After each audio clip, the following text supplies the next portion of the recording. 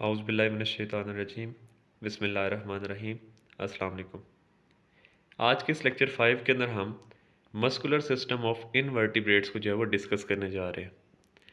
अब टॉपिक कुछ इस तरीके से स्टार्ट किया गया है कि हमें बताया गया है कि जो इनवर्टिब्रेट्स हैं और वर्टिब्रेट्स हैं, इनके मस्कुलर सिस्टम के अंदर कुछ फंक्शनल डिफरेंसेस जो हैं वो पाए जाते हैं।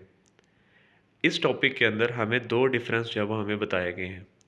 सबसे पहला डिफरेंस जो है वो ये है कि अगर हम आर्थ्रोपोड्स को देखते हैं जिसमें इंसेक्ट्स, क्रस्टेशियंस और दूसरे स्पाइडर्स वगैरह आ जाते हैं, तो इनके मसल फाइबर के साथ दो मोटर नर्व्स जो हैं वो जुड़ी हुई होती हैं। अब मोटर नर्व क्या होती है? ऐसी नर्व जो ब्रेन से मैसेज मसल की तरफ लेकर आती है, ऐसी नर्व को हम मोटर नर्व कहते हैं। अब वो आर्थ्रोपोड्स के अंदर दो मोटर नर्व्स जो हैं मौजूद होती हैं। एक जो मोटर नर्व होगी वो फास्ट कंट्रैक्शन करवाएगी और जबकि जो दूसरी मोटर नर्व होती है वो स्लो कंट्रैक्शन करवाती है। अगर इसके बरक्स हम वर्टिब्रेट्स के अंदर देखें तो उसके अंदर एक ही मोटर नर्व जो है वो इनफ होती है। जो दूसरी वेरिएशन आप इन वर्टिब्रेट्स के अंदर देख सकते हैं वो भी इंसेक्ट्स के अंदर आप देखेंगे और इंसेक्ट्स के जो फ्लाइट मसल्स हैं उनके अंदर आप देखेंगे। अब जो इंसेक्ट्स के अंदर जो फ्लाइट होती है वो दो तरह की होती है। एक सिंक्रोनस फ्लाइट होती है और एक एसिंक्रोनस फ्लाइट होती है। ये हम आने वाले चैप्टर्स के अंदर इन फ्लाइट के हवाले से डिटेल से बात करेंगे। अभी जस्ट हम एसिंक्रोनस फ्लाइट मसल्स के हवाले से बात करते हैं।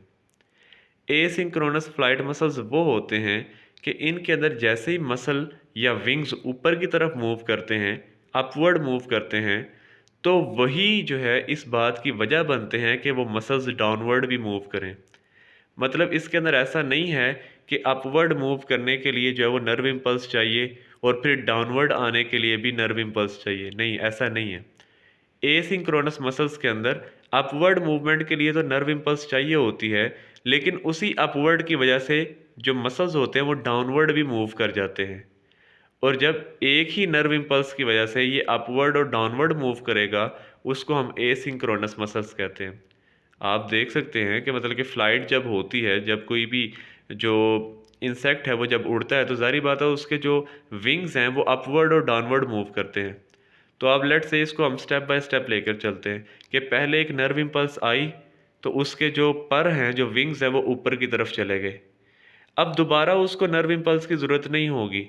वो ऊपर जाने की वजह से ही उसके मसल्स एक्टिवेट हो जाएंगे कि वो डाउनवर्ड मूव करें या डाउन स्ट्रोक मूव करें। तो ऐसी जो फ्लाइट होती है या ऐसे जो मसल्स होते हैं जो इस तरह की फ्लाइट शो करते हैं, उनको हम एसिंक्रोनस मसल फ्लाइट्स जो है वो कहते हैं। अब इसी तरीके से एक एग्जांपल जो है वो शेयर की गई है। एक इंसेक्ट होता है मिज, उसको हम कहते हैं, ठीक है, डायबिटेरियन है और ये फ्लाई या मॉस्किटो जैसा होता है, ठीक है, मक्खी या मच्छर की तरह का जो है वो छोटा सा एक इंसेक्ट है, ठीक है। इसके बारे में बताया गया है कि इसके भी पर जो है वो 1 सेकंड में 1000 टाइम जो है वो इस तरीके से फ्लैप करते हैं, फड़फड़ाते हैं। और ये भी एसिंक्रोनस मसल फ्लाइट जो है वो इसके अंदर मौजूद होते हैं। या हम सिंपल ये कह सकते हैं कि ये एसिंक्रोनस फ्लाइट जो है वो शो करता है। अब मस्कुलर सिस्टम ऑफ इनवर्टिब्रेट्स को आगे बढ़ाते हैं तो इसमें आप देखेंगे कि सबसे पहले हम सॉफ्ट बॉडी इनवर्टिब्रेट्स को जो है वो डिस्कस करने जा रहे हैं। आप जैसे ही इस टॉपिक को अपनी बुक में देखेंगे तो इसके अंदर 5 मेथड बताए गए हैं कि किस तरीके से सॉफ्ट बॉडी इनवर्टिब्रेट्स मूव करते हैं।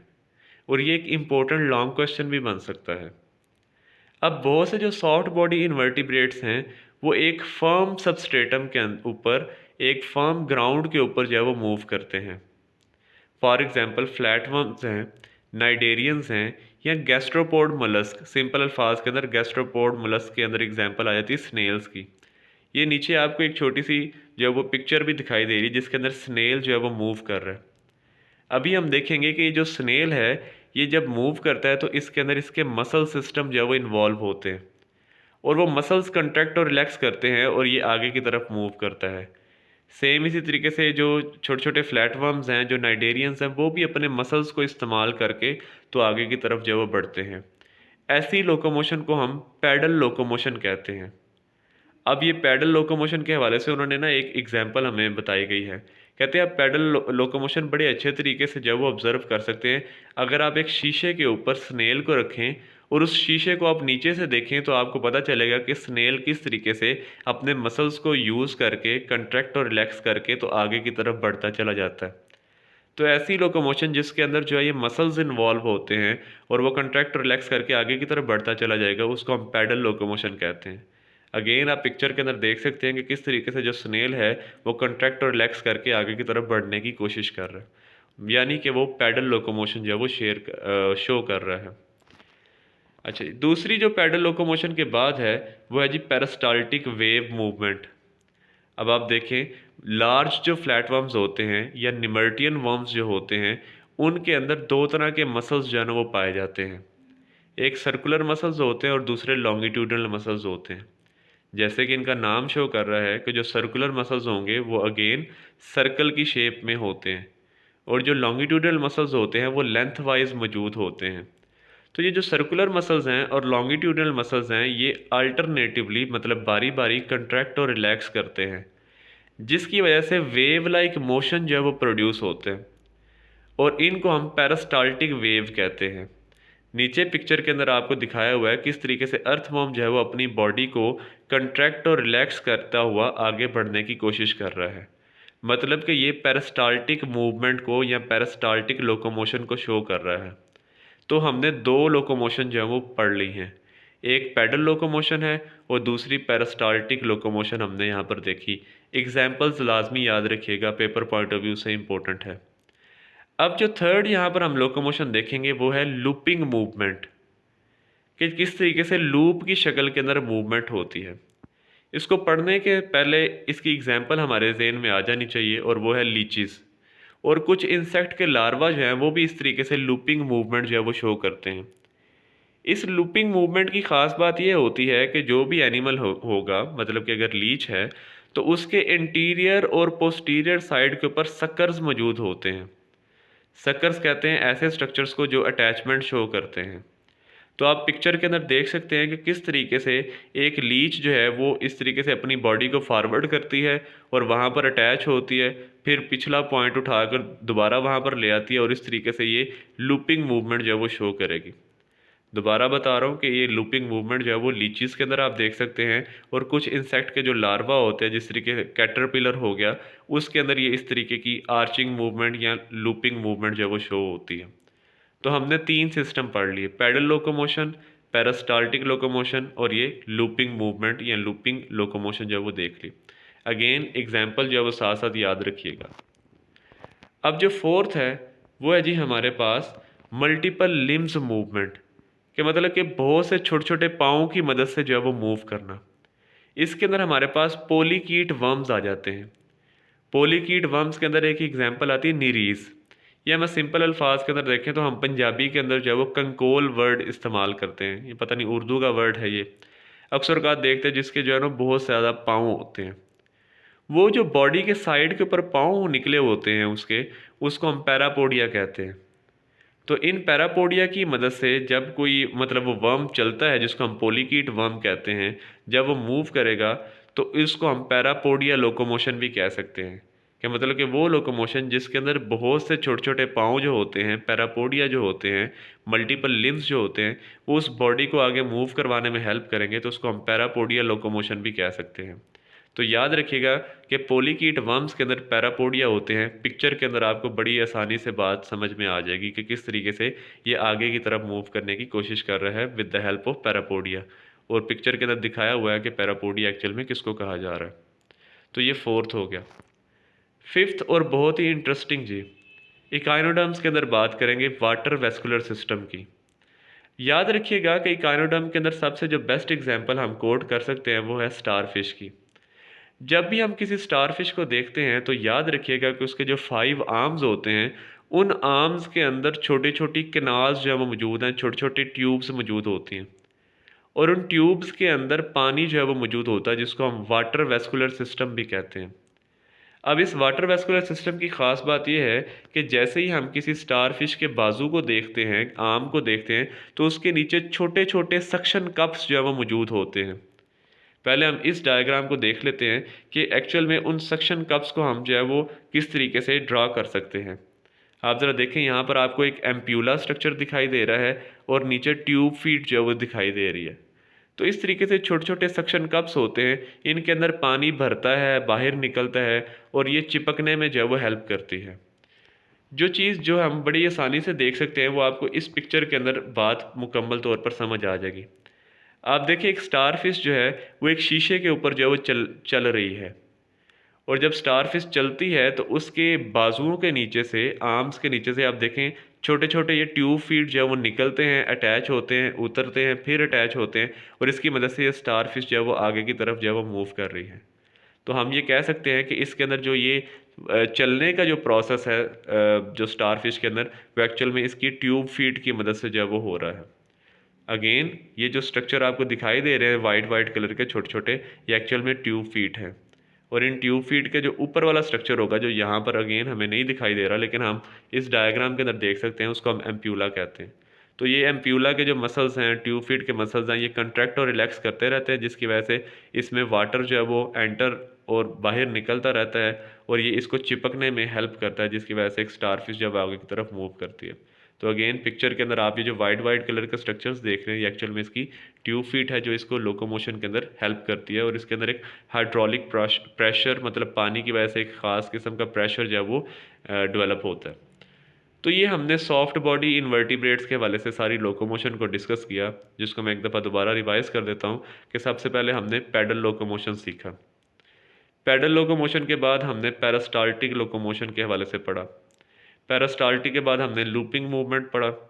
लूपिंग मूवमेंट के बाद जब वो हमने जो सेकंड लास्ट पे था वो पैरापोडिया वाला पढ़ा, और पैरापोडिया के बाद जब वो हमने वाटर वेस्कुलर सिस्टम या ट्यूब फीड की मदद से जिस तरीके से चला जाता है वो हमने यहाँ पर देखा है।